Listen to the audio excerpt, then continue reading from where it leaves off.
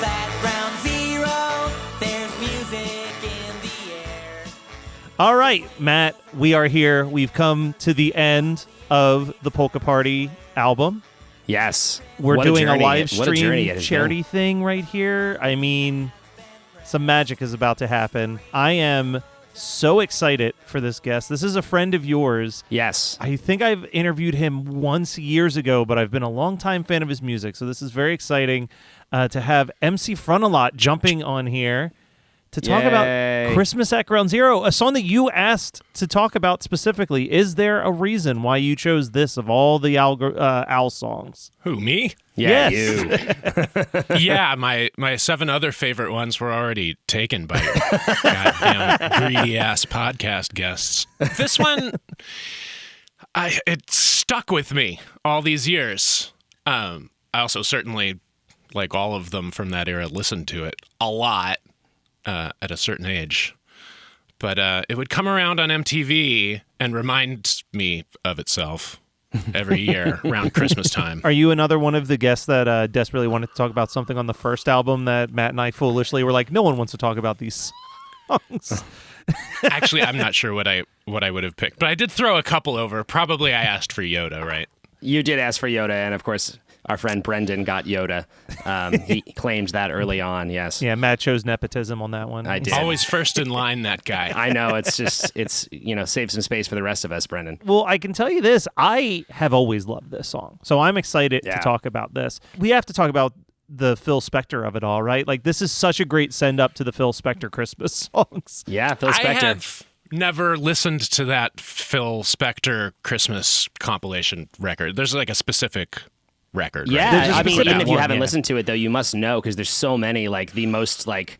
I must know all the songs, right? Yeah, like, what yeah, are yeah. they? What are the songs on there? It's like the Ronettes doing Sleigh Ride, right? Yeah. And stuff like it's just all the Motown, a lot of the Motown group. What Christmas song is Sleigh Ride? Are these original? These are all original songs. They're not standards.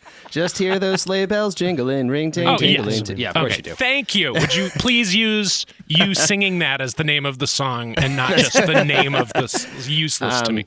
Yeah, no, the Phil Spector Christmas record is like, in so many ways, is like the definitive version of a lot of those very, very classic Christmas songs. So even if you don't know that record, the odds of you, I mean, you've certainly heard on the radio those renditions a million times. Yeah. Any version of a Christmas song that sounds like Christmas at Ground Zero was from that Phil Spector record, Yeah, for pretty sure. much. Pretty Yeah. much. That's the main vibe. And this is another one of those classic. I can't believe how many times we've talked about this story in the 4 albums that we've covered on this. But this was another, the Scotti brothers asking for something and Al giving the most fuck you punk rock response imaginable to them. So the Scotti brothers pitched him an idea of, hey, you should do a Christmas song because like Christmas records do really well and like they're kind of just a never-ending money chain. And Al decided to write a cheery little Christmas song about death, destruction, and the end of the world, which the Scotti brothers were like, we can't put this out.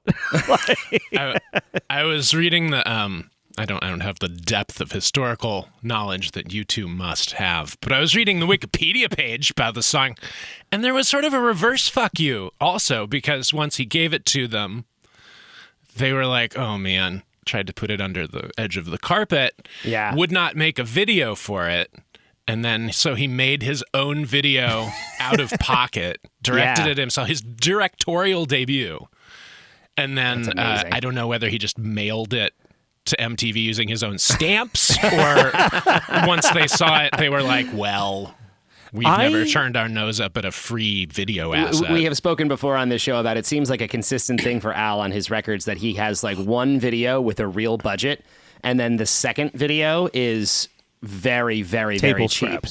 And this is the cheapest one by far. I mean, it's all stock footage except for one shot at the end of him with the carolers in gas masks, which apparently he shot in the Bronx because that was the most destructive looking area they could find to emulate Ground Zero.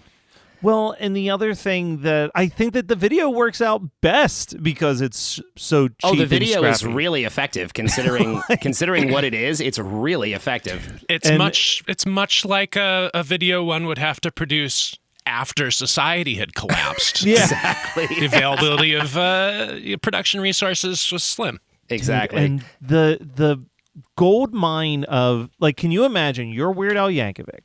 You're sitting there, you're making this music video for Christmas at Ground Zero, which, for historical noting, I threw this in here, that this is like 2 or 3 years after the day after plays, and everyone is terrified of, like, nuclear fallout. So it's a pretty hot topic at the time that he's doing this, right? To go through all this stock footage, and you find that clip of Ronald Reagan saying, "Oh well, the big day is finally near."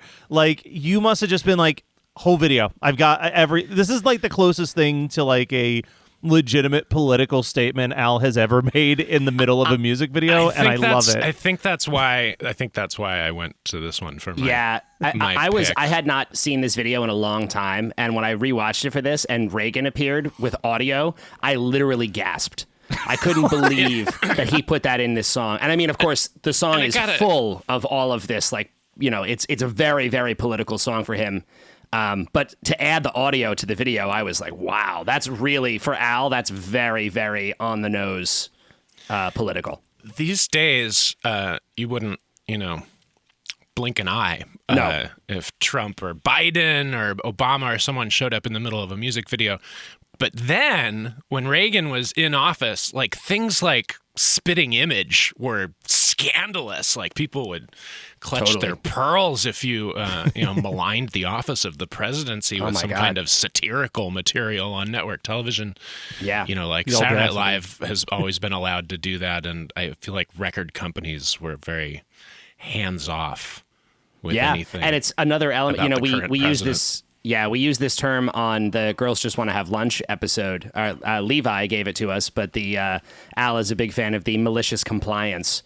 And this song is very much malicious compliance to the Christmas song and to the video. Even to that, like them being like, well, we're not going to pay for a video. So he did it himself and gave them this. And of course, it's this great feeling of like, well, we should probably use it because it's a video that was given to us. I'm not sure that I think to add another very thin layer of punk rockiness to it. I'm not sure that I believe all of those clips in the video are public domain. I think that Clarabelle the Clown clip, I think somebody still maintains ownership over that IP in 1986. I think. Yeah, I was thinking that too. When he said it's all stock footage, I'm like, I don't know. There's some like Disney and Looney Tunes animation clips that made their way into this as well. It's true. And if Al was paying out of pocket, I can't imagine he was licensing. No, he definitely grabbed all of that out of the 16 millimeter clip jar down at the branch library. I was going to say, yeah. I mean, also a good reminder of how that is a lot harder back then to do this than now, just going on YouTube and downloading footage and making a video together. This was still a good amount of effort from Al to make this happen, as this must have been important to him. Footage collection effort. That's just like a concept that doesn't exist anymore. It's so true. Wow. This is definitely like watching the video now. That's a good point because when I was watching this, I was like, I could assemble this. This isn't that far off from like the bumpers that we play on this, but you're right. We have the aid of YouTube. Now it's so easy. I can just be like, oh yeah, these are the clips I want. I want to pull some footage from like old Christmas movies and throw like a punk rock Christmas cover over top of it and turn into a 30-second bumper, no problem. He had to go and track down as all of these clips, and then this is when you're still editing with like film and a razor blades, exactly, taping it together. Razor blade, dear celluloid. God. So I mean, talking about the song again for a moment. I had this thought just as we were getting ready to start recording. The melody of this song, in my mind, is so completely Christmassy. Like, it has all of the markers. Like, the melody of the song is such a Christmas melody that for a moment I thought maybe he lifted this in some way, or it was referencing something else, but I don't think it is. It's not. He handcrafted something for the American Songbook. I mean, that's amazing. Right there. Because it really feels like it feels so fundamental, and I don't even know how to obviously the production of the song has the jingle bells and all this kind of stuff that feels very Christmassy, but I don't know how the melody of the song feels Christmassy to me. It's evocative of the have a hot jolly something Christmas, whatever sort of Christmas you're meant to have in that song. But it's not a lift, I wouldn't say. It's not a lift, no, and he is the sole credited writer of this track. Yeah, it's just amazing to me how much this just feels like it could have been a parody of an actual Christmas song, but is not. Once again, Al, the style parody, his ability to replicate an existing style is stunning to a degree that I second guess myself hearing it. I'm like, wait a minute, is this actually referencing another thing that I'm forgetting? A big part of that is got to be, like we said, some of these Phil Spector Christmas songs are so embedded into our brains because they're inescapable on the radio at this time of the year. And a big element of that is, you already mentioned the bells. The bells like kind of just coming in as like pseudo bell solos in the middle of songs. But the big thing for me is that horn part that's playing in the background. The is air like raid such siren? Well, no, not that. That's a nice, but just a bump, ba-da, bump, ba-da horn piece that's playing in the background the whole horn. time. Yeah. That is such like a, when I, like, you just play me that with no lyrics, I'm like, okay, yeah, this is probably like a 1960s Christmas song. Like, like it just has that vibe to it right out the gate. Totally. This is probably one of the first Al songs to have a slight controversial radio banned many years after the fact, but this was part of that almost bordering on hilarious list of songs that we were not allowed to play on the radio following September 11th. That list, if you look at the full list, is absolutely insane. Yeah. With some of the stuff that gets included. At the time, I get it, but yeah, this was... I don't think you'll turn on the radio and hear Weird Al's Christmas at Ground Zero anymore. I don't think he plays it, or for a long time he didn't play it. He did start playing it again on the Vanity Tour.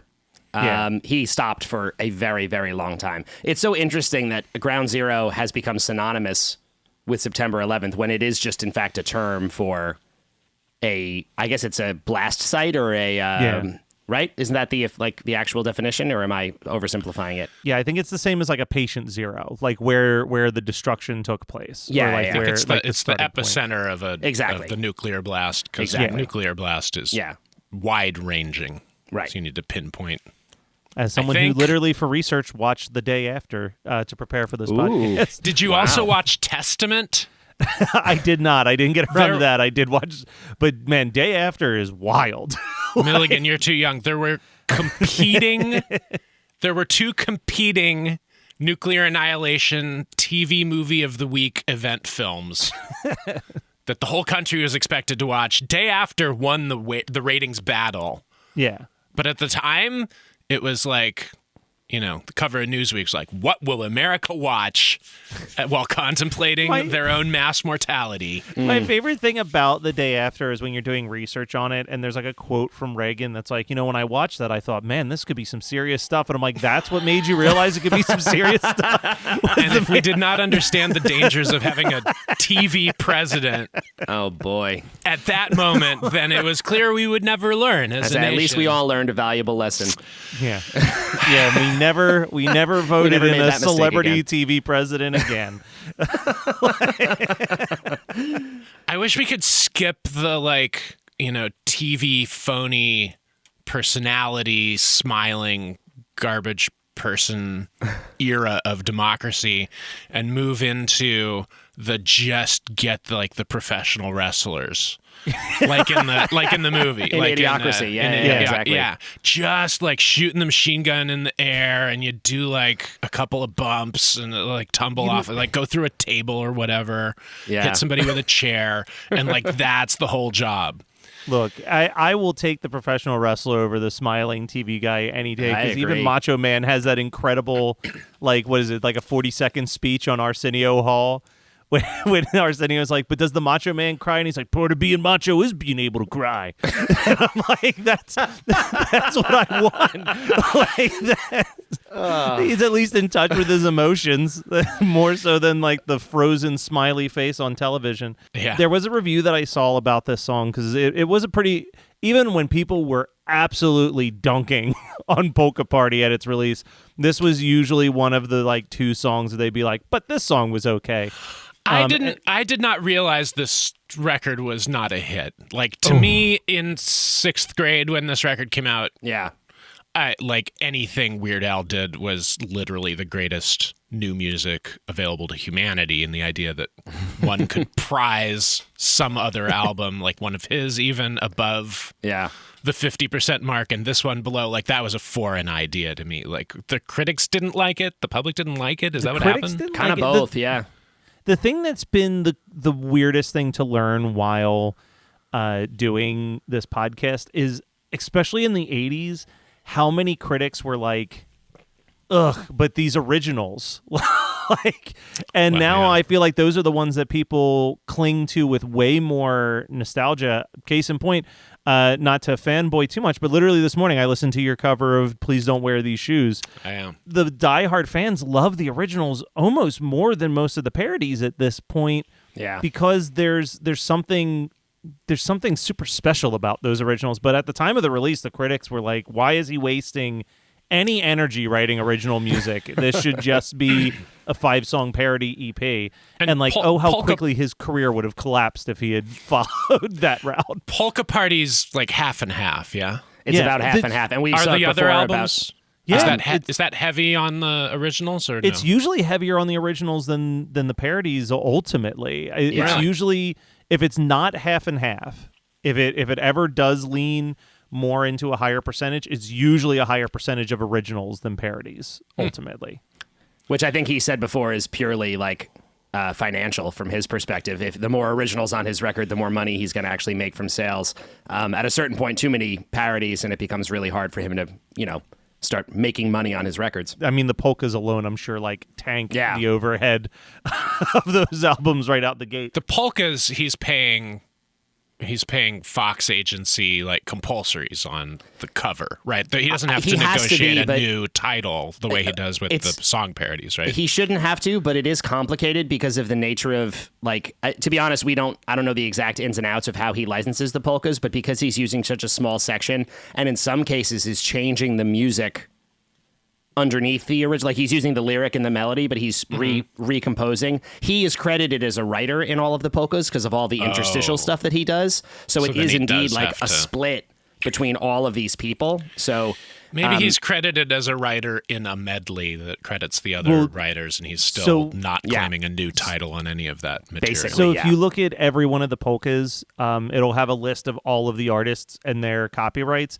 and then it will say the Ear Booger Polka by Weird Al Yankovic, and he said that literally covers any piece where he is not singing a lyric written by somebody else as part of the Ear Booger Polka by Weird Al Yankovic. But yeah, the one review I want to call out, because I kind of agree with this, is the critic said, while Grandma Got Run Over by a Reindeer was old even decades ago, this musical dose of sick holiday humor has not lost its novelty one bit. And then in the book The Weird and Wonderful Christmas, the author Joey Green ranked this the weirdest Christmas song of all time, and I love weirdest. Yeah, exactly.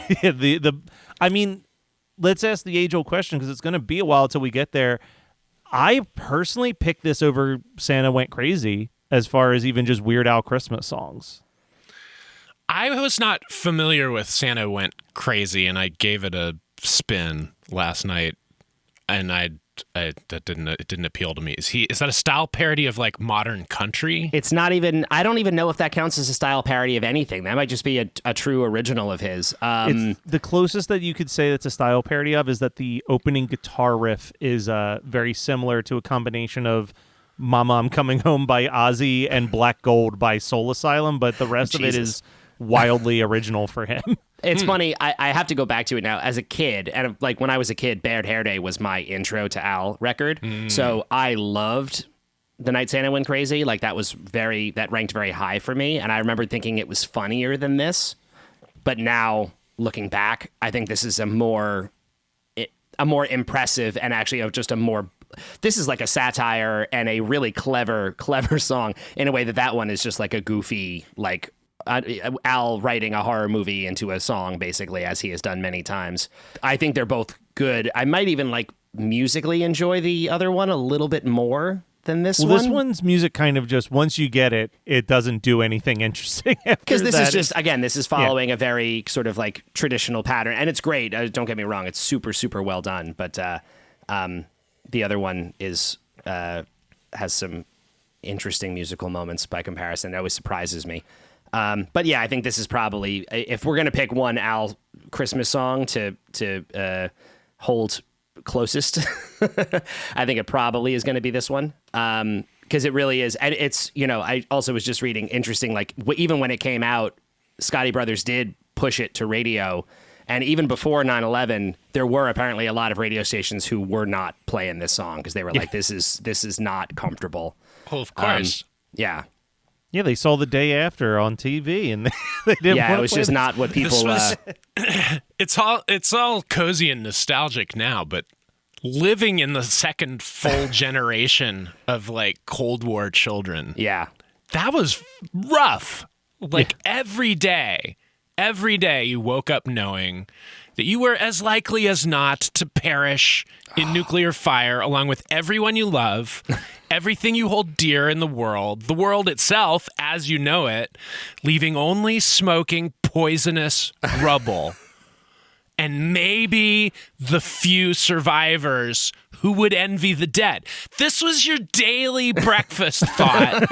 And also what kept you up shivering under the blanket as you fitfully and fruitlessly attempted to sleep. It fucking sucked. The Cold I'm War glad that we sucked. don't live in fear of nuclear holocaust anymore. Matt, I think you said this the other day, but it's almost frightening how this song is still at least a little bit relevant. Oh yeah, no, I mean it doesn't. I think again we can laugh at it more now than at the time. I mean, obviously Al wrote this as a piece of comedy. He wanted people to laugh at it even in this moment in time. But it is clear that he is like, I mean, there's some real anger in this presentation. And the laughs are like genuinely dark. Like it's the usual kind of light tonal treatment. But Yeah, like the exactly. subject is so different than lunch, and He has some, I mean, like I'm looking at the lyrics, like some really wonderful turns of phrase. Like, I love that we can dodge debris while we trim the tree. underneath that is- the mushroom cloud. Underneath the mushroom cloud. Like, I mean, It's amazing. It's amazing. It is really, really effective. And it just like inserts, the horror is inserted just in the right spots. Even the last line, the like, what a crazy fluke, we're going to get nuked on this jolly holiday. Like, Yeah. what a fucking dark, weird line to close your song on, with the children's choir in the background. And like, it's just, he does a great, this song is, are we ready to rank this? Because I think I'm ready to put this I higher think we're than getting anyone close. should. Yeah, this is really like it's funny too, because like listening to it again, I just like, it's fun and happy, and just looking at the lyrics on my screen right now, like it is harrowing, truly. I don't want to. I don't know how long ranking takes. Don't let me keep you from it. Oh, no, No, but you're good. we Go can ahead. knock that out in 3 minutes. I don't want to underplay like how much nuclear fear pervaded all of American culture. Totally. In like these last 4 years of the Cold War here, where this song comes from. Yeah. Like all pop culture in some like way was about how we are fucking doomed, and violently and tragically. Yeah. And like a lot of pop songs would like be oblique about it. Like, 2000 party over, oops, out of time. Yeah. Yeah. I mean, I'll stop the world and melt with you, right? Like these are vague allusions to our mutual destruction. And actually singing about it like straight ahead, that was the realm of punk rockers Totally. and Weird Al. Yeah. just further points to the Weird Al's punk as fuck argument that we've been making on this podcast from episode 1. He is punk. And also another thing, just to I think he does not get enough credit for the social commentary that he inserts into his music. Because it's not all the time. Al will just sing a song about lunch, but he will also regularly really have something to say and do it through these, again, this is very outwardly political, especially with the Reagan line being dropped in there.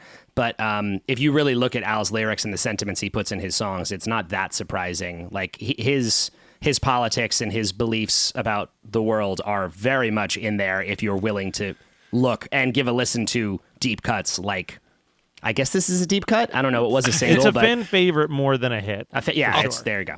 I'll tell you the one that surprised me a little by how overtly and specifically political it was in more recent years was Party in the CIA. Yes. Yeah. It's like, wow, you're talking about our nation's war crimes. Totally. Party at the CIA is over a Dr. Luke jam. That was really, really tough. And coming up in a few years, he has the song Trigger Happy. Yeah. Which is really tough. I actually heard that he had been they had rehearsed that for the Vanity tour. And right before the tour started, I don't even remember which one it was, there was another shooting, and he was like, I don't feel good about doing this. Well, because he even says in that Weird Al Seriously book, he talks about, like, the amount of people who came up to him and was like, I'm just so glad you wrote a song about guns, because, like, I love guns and no one writes songs about them. And he's like, are you not getting that the lyrics are not about how great it is to walk around packing at all times? Like, yeah. Never make anything for a general audience that you hope they'll have to understand before they talk to you about that's so true. That's people the fun who line. specialize in satire, it is a dangerous game. There was a line, I was listening to an episode of the Gilmore Guys, and Kevin from the Gilmore Guys says, like, I hate when my satire is interpreted as racism. Like, it's like, there is this weird, horrible line where it's like, you are trying to be comedic and thought-provoking, but, like, someone somewhere is going to listen to it and just be like, oh, that's one of my guys. Like, they're just, like, it's gonna go right over their head, and you've suddenly aligned yourself with the very people you're trying to mock subtly. Isn't it great? TIAA is on a mission. Why? Because 54% of Black Americans don't have enough savings to retire. So in collaboration with big-name artists like Wyclef Jean, TIAA released Paper Right, new music inspiring a new financial future. With 100% of streaming sales going to a nonprofit that teaches students how to invest. Stream Paper Right now and help close the gap. Do you like to laugh, geek out on music, and learn all about that band or artist who had that one song back in the day, but then seemed to fall off the face of the earth? If so, you need to subscribe to One Hit Thunder.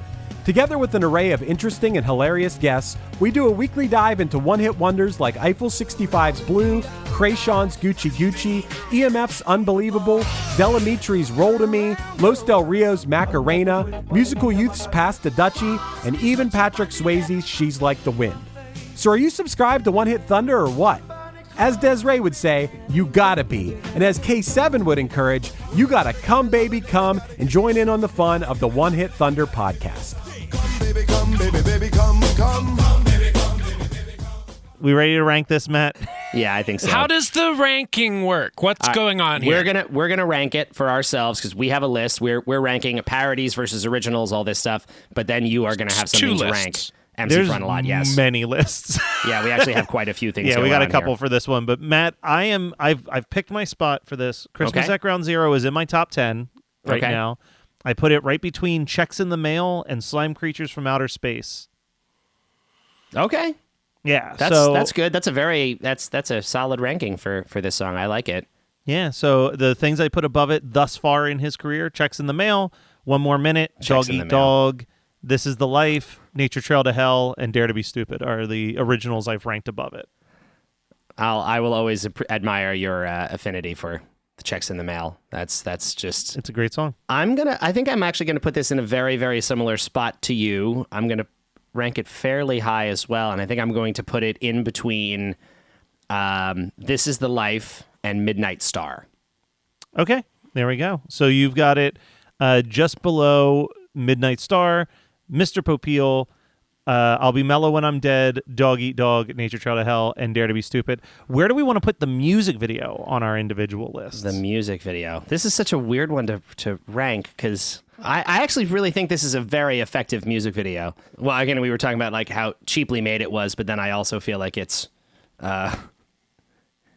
not as it's harder to have made than we're appreciating. Really, I got crazy. I put it in my number 2 slot, right below Dare to Be Stupid. Wow, I think it's Dare to Be holy Stupid, cow. Christmas at Ground Zero. I put it above Eat It, above Like a Surgeon, like above Ricky, my beloved Ricky. I think that the amount of work that was put into this and how effective it is for something that took only one shot of new footage is wildly impressive, and this should be taught in film classes when they're doing their music video session on like how to do a lot with a little. Wow, that's very impressive. Okay, I'm not going to rank it that high, but I'm going to put it in between. I'm going to put it above This Is the Life and just below Like a Surgeon. All right, so that's not too bad. You put it above the other video that's made up of a lot of stock footage. Exactly. Yeah, This Is the Life, the Johnny Dangerously music video. And then the very last thing before we let Frontalot do some rankings is, where are you putting Polka Party ultimately on your weird albums list? Oh, right. We have to rank the whole album. Oh, my God. So much work. There were no like super giant hits that got parodied on this record. That was its problem. That was a huge commercially. strike. Yeah. The biggest parody on this record was Living with a Hernia. Yeah. Which, Living in America, he didn't write that for Rocky 4 or 3 or whatever, did he? Oh, I think he did. I think Is he that did. a Well, actually, movie? James Brown didn't write that song. That was, it was written for him by someone else. Yeah. So that's Yeah. 2 movie soundtrack minor hits that got parodied on the same record. There was a lot He of... was really playing with fire. Almost the entire Polka Party album is movie soundtrack songs, with the exception of Addicted to Spuds. Because he thought, oh, well, this Ruthless People movie will probably take off. So It'll he be did a huge. parody of that with Toothless People. And I forget what the other one. Oh, Here's Johnny. He thought the song Here's Here's Johnny. Johnny. That's another one. Good Lord. These are all... This is part But of why Addicted this to- record is kind of forgotten for him, is because he did all these parodies of stuff that did not really hold up, like so many Addicted of to his do. Spuds was... I mean, Addicted to Love was big. Was that Yeah, that Addicted was- to Love that is the was one that huge. has held you know, But it stood the did, test like, of no, time the best. No video and no radio signal. Yeah. symbol Living in for America that. is written by Dan Hartman, by the way. It's an Oh, there we interesting go. fun fact. That was James Brown was, I think, at that point having a tough time. So they were starting to give him stuff to do. I mean, gonna let put him it at the- rest. He'd Yeah. written a lot of Oh, songs. no, he's there's no 32,000 no shade to individual James Brown. compositions. Yeah, this hack James Brown not writing yeah, a this song guy. for Rocky Can you 4. believe overrated? Pick up a pen. I'm putting Polka Party at the bottom for now. And that is the main thing I'm going to stress on this, is that Yeah, I think I have to as well. I think I have to put this at the ranking the lowest of the 4, but I do think this record is, considering it's, we said in a previous episode, Al has publicly stated that he thinks Polka Party is his worst album of his whole career. Well, then And you I won't disagree. offend him with your current rankings, Yeah, boys. exactly. But I think it's underrated, honestly, in the grand scheme of his stuff. I think the originals on this record especially are quite good. Dog Eat Dog is like top tier original Al. We talked about Good Enough for Now is really good. This is great. Don't Wear yeah. Those Shoes is on this as well. Like, Please Don't Wear Those Shoes is from this one. So Don't Wear it's- Those Shoes is That's good. another of my all- favorites. Yeah, Yeah. all of the originals are great on this. It's Yeah, and I just, think the parodies in most cases are just unfortunately poor choices. Yeah. Not that they're even bad, they just don't hit the way that a lot of his parodies do still, because he picked songs that have stuck with us so well. Yeah. All right. Well, the last thing that we have to do is you get to do some rankings. So, All right. the way our crazy show works is every single time that we have a guest on the show, they can rank their song amongst all of the other songs that guests have come on to discuss. I As believe though your guests share a hive taste. Hive Taste. I think Matt sent you a screenshot of the rankings, but for the people listening, I will tell them real quick. At number 1, we've got One More Minute. At number 2, we've got Yoda. At 3, we've got Good Enough for Now. At 4, we've got Living with a Hernia. 5, we've got Like a Surgeon. 6, we've got Hooked on Polkas. 7, we've got Nature Trail to Hell. 8, we have Eat It. 9, we have I Lost on Jeopardy. 10, we have The King of Suede. 11, we have Don't Wear Those Shoes. 12, we have It's Still Billy Joel to Me. 13, we have Slime Creatures from Outer Space. And at 14, we have Girls Just Want to Have Lunch. So, Front, you get to do two things. First, you get to place Christmas at Ground Zero wherever you want. And then you can take any song on that list and re-rank it to where you think it deserves to be. Tricky.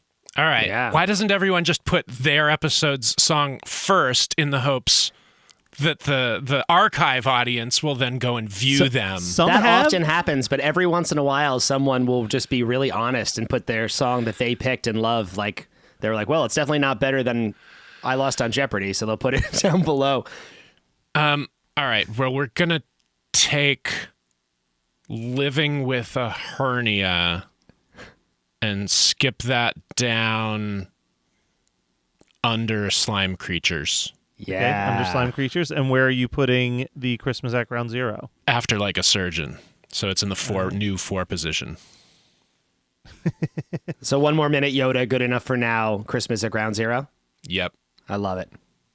All right. It's in there. It's locked in. That's the a very next time. respectable, and I agree with you, Bumpy. I don't know why Living with a Hernia was that high for that long. That's confusing. It's nice that it has that the whole thing is like a meta joke about how about the famous trademark singing of James Brown, right? Yes. He sounds like something just really, really hurt his back. Exactly. I'll have to figure out what happened when I start editing the Polka Party episodes. I will figure out what happened, but I'm pretty sure that our guest who did that episode put it at the bottom of the list, so someone moved it higher up on It was a his rescue. I think that's right. Yeah, that sounds It's like right. getting a dog from the pound.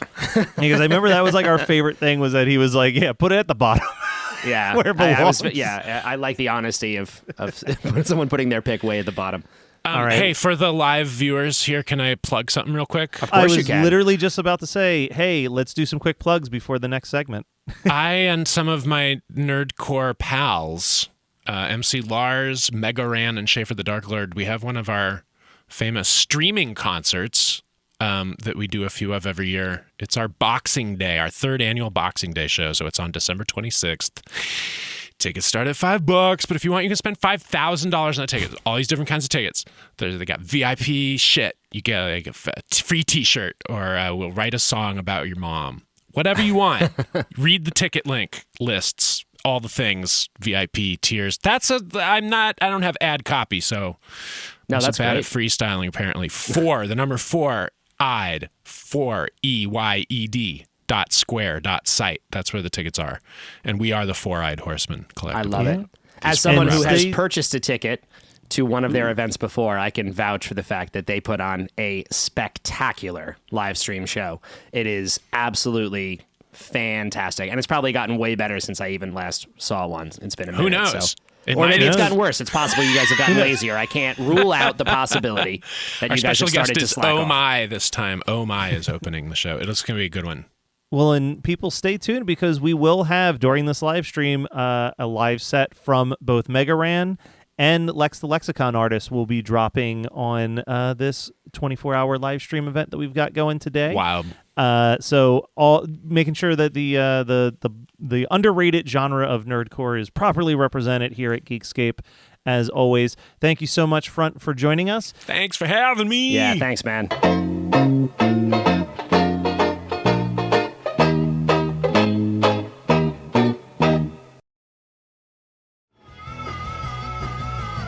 You're listening to the Geekscape Network.